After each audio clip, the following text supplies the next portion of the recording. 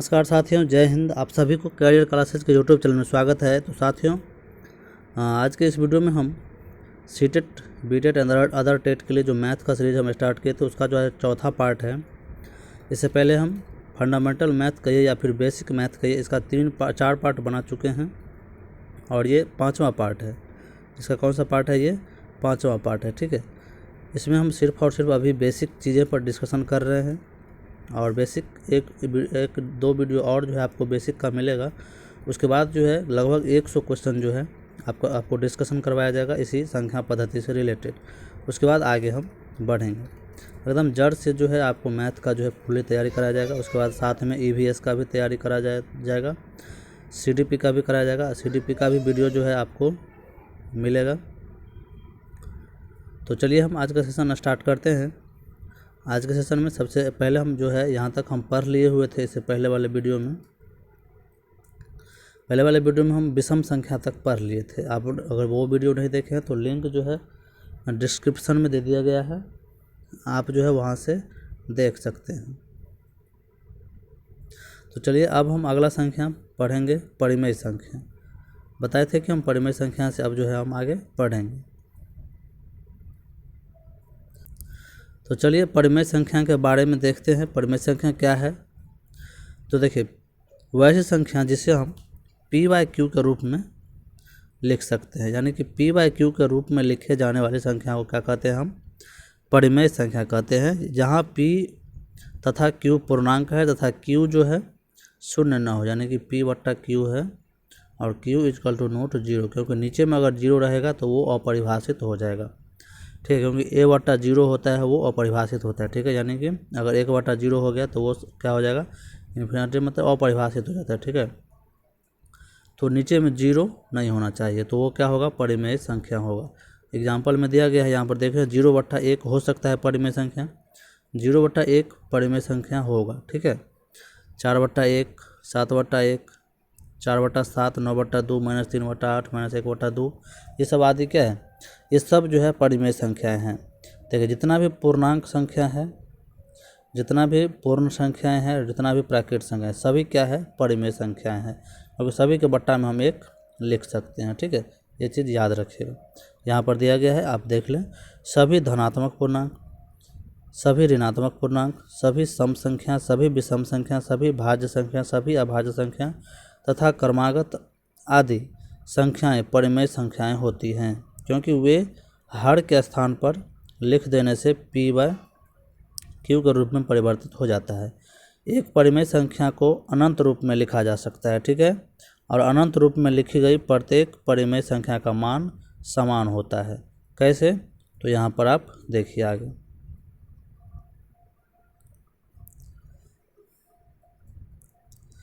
यहाँ पर देखिए, जैसे 1/2, 2/4, 3/6, 4/8, 5/8, सभी को काटिएगा तो क्या हो जाएगा? 1/2 ही प्राप्त होगा और इन्फिनिटी तक आप लिख सकते हैं। ठीक है, और एक चीज़ है परिमेय संख्या का, एक और है कि परिमेय संख्या को सीमित दशमलव, जैसे 2/4 है तो 0.05, 1/8 है तो 0.125, 4/3 है तो 1.333, लगातार जो है रिपीटेशन हो रहा है। 1/7 है तो 1, 4, 2, 8, 5, 7, फिर 1, 4, 2, 8, 5, 7 रिपीटेशन हो रहा है के रूप में लिखा जा सकता है। जो दशमलव संख्या बार बार है उसे आवर्तक संख्या कहते हैं। यानी एक तरह से समझिए, परिमेय संख्या एक वैसी भी परिमेय संख्या होता है, वैसी संख्या जो परिमेय संख्या होगा जिसका जो है दशमलव प्रसार क्या होगा? दशमलव प्रसार शांत होगा। शांत यानी कि वो पूरा पूरा कट जाएगा, या नहीं तो क्या होगा? आवर्ती होगा। क्या होगा? आवृत्ति, यानी कि वो बार बार रिपीट हो, तो उसे हम क्या कहेंगे? परिमेय संख्या कहेंगे। ठीक है, समझ गए? परिमेय संख्या समझ गए। परिमेय संख्या का दशमलव प्रसार क्या होता है? तो शांत होता है और आवर्ती होता है। ठीक है, अगर शांत है तो वो भी परिमेय संख्या होगा, लेकिन अगर आवृत्ति है तभी वो परिमेय संख्या होगा। यहाँ पर देख रहे हैं 3 का बार बार रिपीटेशन हो रहा है, तो ये क्या है? परिमेय संख्या। यहाँ पर 4 मतलब 1, 4, 2, 8, 5 का 5, 7 का क्या है? बार बार रिपीटेशन हो रहा है, यहाँ से रिपीट, यहाँ से रिपीट, फिर यहाँ से रिपीट हो जाएगा, तो ये क्या हो जाएगा? परिमेय संख्या होगा। और इसी का उल्टा अपरिमेय होता है। अपरिमेय का क्या होता है?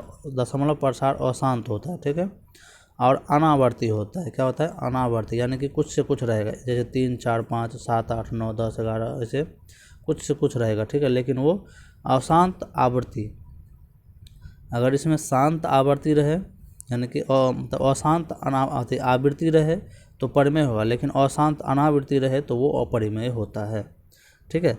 चलिए, जहाँ तक हमें लग रहा है कि आप लोग समझ गए होंगे। अगर कोई भी दिक्कत हो तो कमेंट बॉक्स में पूछ सकते हैं, ठीक है।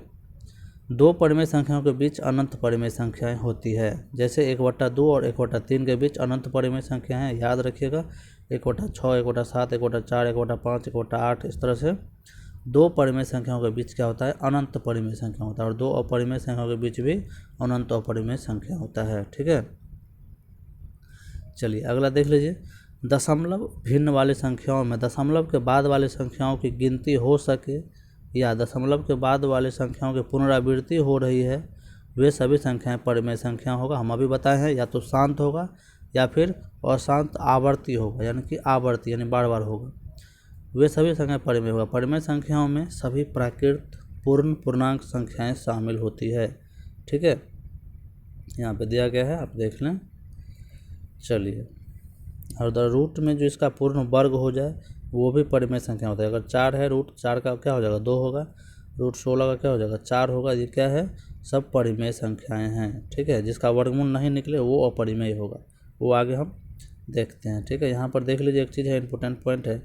पाई क्या है? अपरिमेय संख्याएं है, क्योंकि पाई का मान जो है अलग होता है, ठीक है।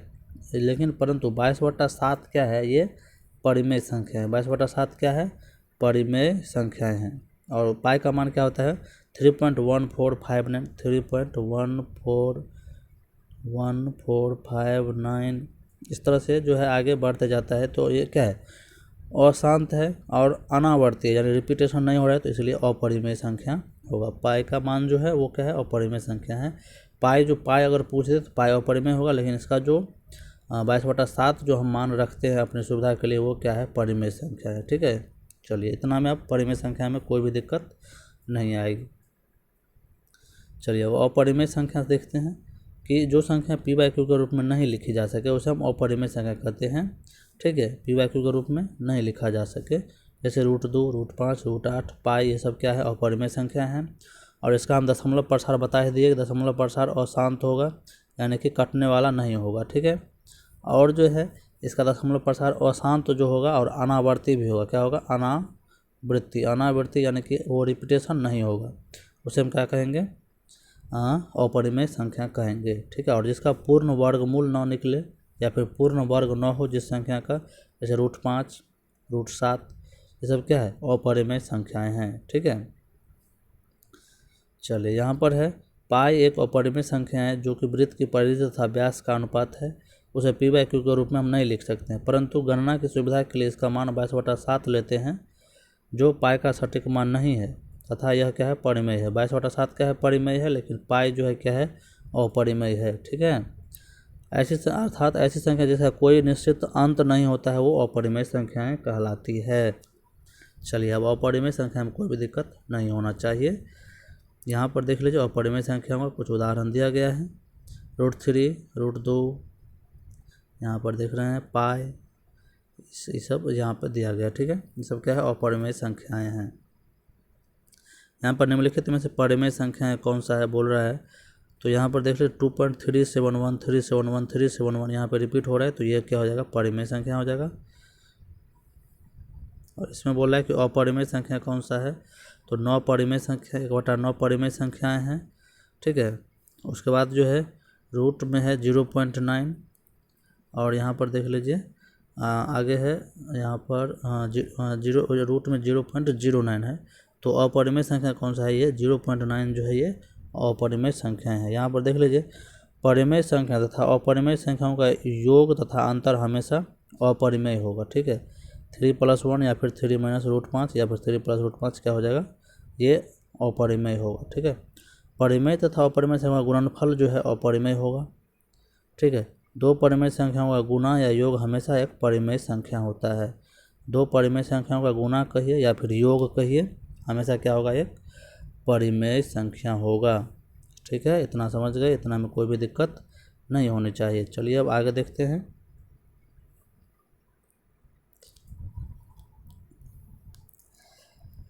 आगे देख लीजिए पूर्ण वर्ग संख्याएं। यहाँ पर देख लीजिए पूर्ण वर्ग संख्याएं। किसी पूर्णांक को स्वयं से ही गुणा करने पर प्राप्त संख्या क्या कहलाती है? पूर्ण वर्ग संख्या। जैसे 2 को 2 से गुणा करेंगे तो उसका पूर्ण वर्ग हमें प्राप्त होगा। 5 को 5 से गुणा करेंगे तो 25 उसका पूर्ण वर्ग हमें प्राप्त होगा। ठीक है, ये चीज़ यहाँ पे दिया गया है। चलिए आगे देखते हैं। अब है पाइथागोरियन संख्याएं। पाइथागोरियन संख्याएं यानी पाइथागोरस एक ग्रीक दार्शनिक थे, गणितज्ञ थे। उन्होंने बताया कि किसी समकोण त्रिभुज में कर्ण का जो वर्ग होता है, ये जो समकोण त्रिभुज है इसके कर्ण का जो है, ये कर्ण है, कर्ण का जो है वर्ग जो है उस त्रिभुज के शेष दो भुजाओं के वर्ग के योगफल के बराबर होता है। यानी ए बी सी अगर हम कहेंगे तो ए सी बराबर हो जाएगा ए सी स्क्वायर बराबर ए बी स्क्वायर और प्लस बी सी स्क्वायर। ठीक है, यानी तो ए सी को करेंगे रूट हटाएंगे तो इधर स्क्वायर हटाएंगे तो इधर रूट आ जाएगा। ठीक है, ए सी बराबर root under A B square plus B C square. यानी तो कहिए कर्ण बराबर जो है आधार स्क्वायर प्लस लंब स्क्वायर, या लंब स्क्वायर प्लस आधार स्क्वायर कर सकते हैं। ठीक है, चलिए यहाँ पर आगे देख लीजिए। आगे बताया गया है कि यदि कोई 3 संख्याएं उपरोक्त प्रमेय का पालन करती है तो ऐसी संख्याओं को पाइथागोरियन संख्याएं कहते हैं। इसको निकालने का ट्रिक है, जैसे अगर मान लीजिए यहाँ पर एक दे दे हैं, यहाँ पे अगर ए बी सी यानी कि यहाँ पर अगर 2 है, यहाँ पर 3 है, तो यहाँ पर क्या होगा कि इसका योग होता है, इस कर्ण बराबर क्या होता है लंब स्क्वायर प्लस आधार स्क्वायर। ठीक है, रूट अंडर लंब स्क्वायर प्लस आधार स्क्वायर। 2 का स्क्वायर हो जाएगा 4 प्लस 3 का स्क्वायर हो जाएगा 9, 2 का स्क्वायर और 3 का स्क्वायर, रूट अंडर 2 का स्क्वायर 4 और प्लस 3 का स्क्वायर 9, तो 9 4 हो जाएगा 13, रूट अंडर 13 हो जाएगा। ठीक है, तो यहाँ पर एक चीज़ देख लीजिए, एक चीज़ बताया गया है यहाँ पर कि यदि 2p कोई समप्राकृत संख्या है तो संगत पाइथागोरियन त्रिक 2p पी स्क्वायर माइनस 1 और p प्लस 1 होगा। ठीक है, अगर कोई विषम है तो इसका जो है ट्रिक है P square minus 1/2 P square plus 1/2। यानी कहने का मतलब है कि अगर कोई एक संख्या आपको दे देता है, एक दे देता है, यानी कि ये जो बोलेगा कि अगर ये क्या है 4 है, तो 4 है तो इसको निकालने के लिए अब जो है अगला ये 2 निकालेंगे तो किस तरह से निकालेंगे, तो यहाँ पर देख लीजिए। यहाँ पर बताया गया है कि यदि किसी पाइथागोरियन त्रिक में पहली संख्या 14 है तो अन्य संख्याएं ज्ञात कीजिए। तो पहली संख्या 14 है तो 2p है, 2p बराबर 14, तो p बराबर हो जाएगा 7, यानी कि 2 7 14 7, और अगला हो जाएगा पी स्क्वायर माइनस 1 और अगला है पी स्क्वायर प्लस 1।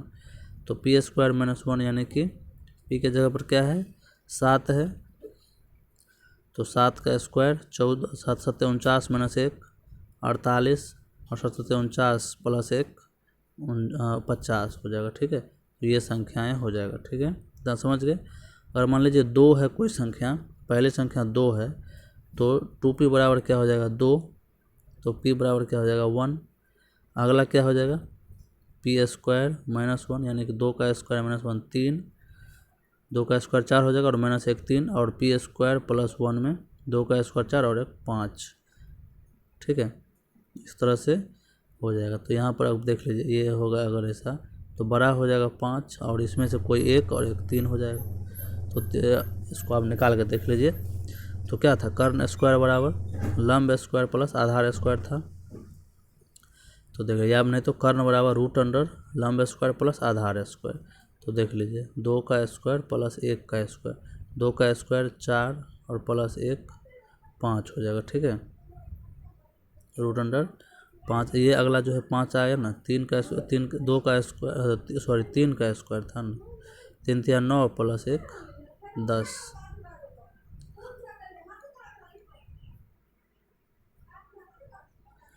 चलिए इसमें जो है आपको बस इसमें अगर नंबर निकालने के लिए बोला है कि पहली संख्या इतना है तो दूसरी तीसरी बताइए, तो वो उस फार्मूला पे निकाल सकते हैं। लेकिन अगर आपको मतलब एगो ये दिया रहे एक ये दिया रहे तो ये अगर निकालने के लिए बोले, कर्ण निकालने के लिए बोले, अगर ये 3 है ये 1 है और कर्ण निकालने के लिए बोले तो उसका फार्मूला अलग लगाइएगा। ठीक है, उसका फार्मूला लगाइएगा, यानी कि ए सी बराबर क्या है, यानी तो ऐसा करिए कर्ण बराबर रूट अंडर लंब स्क्वायर प्लस आधा आर स्क्वायर, इस पर वो निकालना पड़ेगा। ठीक है, और इस ट्रिक से जो है आप सिर्फ जो है पहली संख्या, दूसरी संख्या और तीसरी संख्या निकाल सकते हैं। ठीक है, चलिए अब आगे देखते हैं। यहाँ पर विषम संख्या का दिया गया है। ठीक है, चलिए अब अगला जो है रोमन पद्धति पढ़ेंगे। रोमन पद्धति जो है हम दोस्तों अगले वीडियो में पढ़ेंगे। ठीक है, तो चलिए आज की वीडियो में वीडियो अच्छा लगे तो लाइक सब्सक्राइब और जरूर करें। धन्यवाद।